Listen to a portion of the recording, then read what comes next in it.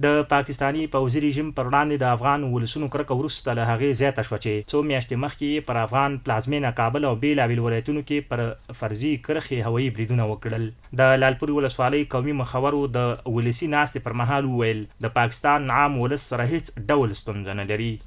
نو دغه زمونږ ورونه دي او دغه پښتانه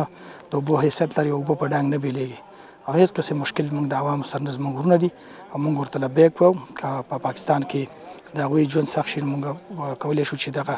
خپل کورونه او خپلې حجرې خپل جایدادونه ورته پرېږدو او دغه زمونږ ورونه دي انشاءالله. دغه مشران وایي د پاکستان پوځي رژیم هر وخت افغانانو او اسلامي امارت ته ستونزې پیدا کوي او هر ځل اوربند د پاکستاني پوځي رژیم لخوا مات شوی دی. خو دا چې د هغې ملک پوځ حکومت موږ ته دا ستونزې بار جوړوي، لکه اوس په تیره کې چې څو وارې په موږ نظام په افغانستان باندې انداخ وکړو، دا موږ په کلکو ټکو غندو او نړیوال ته م یو موږ په افغانستان کې امن دی، الحمدلله